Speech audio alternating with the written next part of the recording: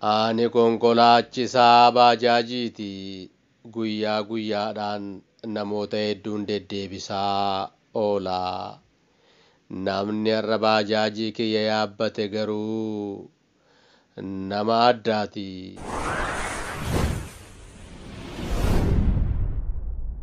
Sodaachaa sagalee koo gadi qabeeni.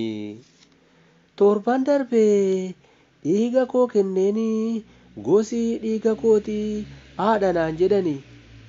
Yoo si mufachiisu ta'e dhiiga kiyyaa haadha manaa keetiif nan kenna. Ittiin jedhee.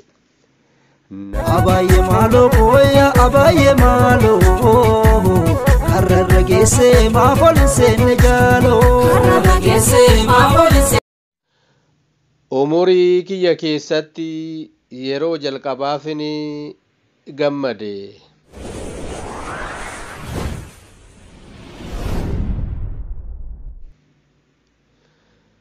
Ani konkolaachisaa baajaajiiti.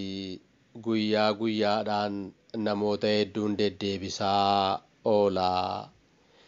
Namni har'a baajaajii kiyya yaabbate garuu nama addaati. Nama addaa natti ta'e. Tasgabbiin qabu harkasaa asiif achi urgufaa. Ammaaf amma bitaa mirgaasaa ilaalaa. Ija babaasaa. Mataasaa bujjug godhee hooqaa. Baay'ee natti bitaacha'e.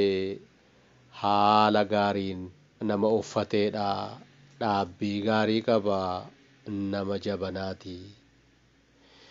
Nama sammuun isaa dhukkubuu natti fakkaate yookaan ammoo yakkamaa ta'uu hin oolu jedheen shakke. Gaafachuuf yookaan bu'i jechuu garuu nan sodaadhe.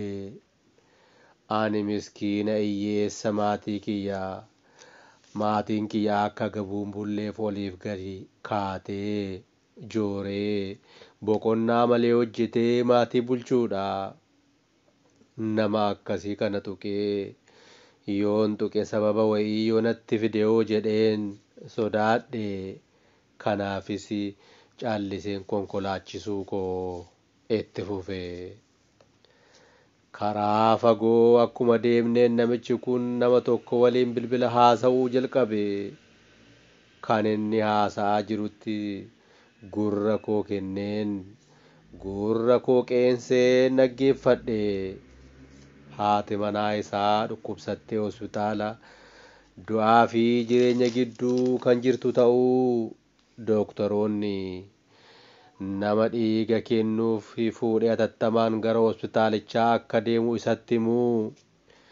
Nama inni garuu nama dhiiga gosa A ta'e barbaadee dhabuu. Dhiiga kana yoo dhabde sa'aatii muraasa gidduutti akka duutu itti himamuu dubbata. Imimmaan ija namichaa keessaa yaa'u. Suuta jedhee fuula namichaa irra dhangala'a.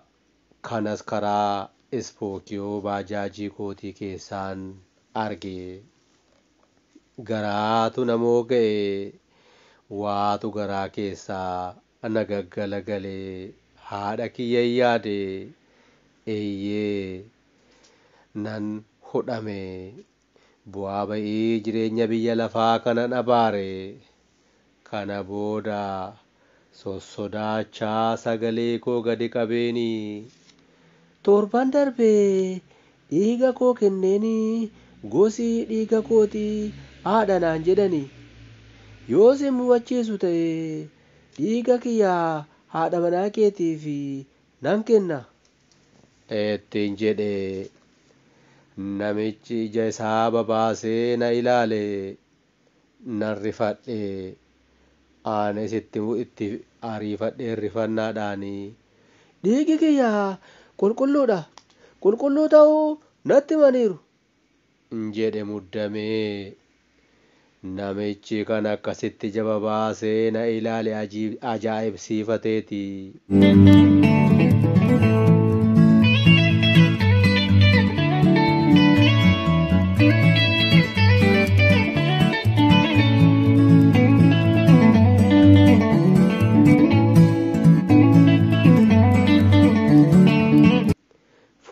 isaa suuta hoggaa ifuun arge.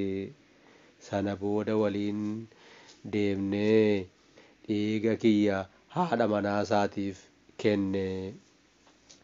Sa'aatii 2 booda haati manaa isaa du'arraa hafuu fi fayyummaa isheetti deebi'aa jiraachuu itti himanii. Gammachuun namichaa daangaa darbe. Amma dabalee daddabalee irra deddeebi'ee na galateeffata. Anis umurii kiyya keessatti yeroo jalqabaatiifan baay'ee gammade. Hiyyeessa yoon ta'e illee nama barbaachisaa ta'uu koo hubadhe. Dhiigni koo akka dhiiga namoota kamii dhiiga ta'uu isaatu naaf gale. Dhiigni koo dhiigni hiyyeessaa lubbuu warra sooressaa du'arraa kan hambisu ta'uu hubadhe.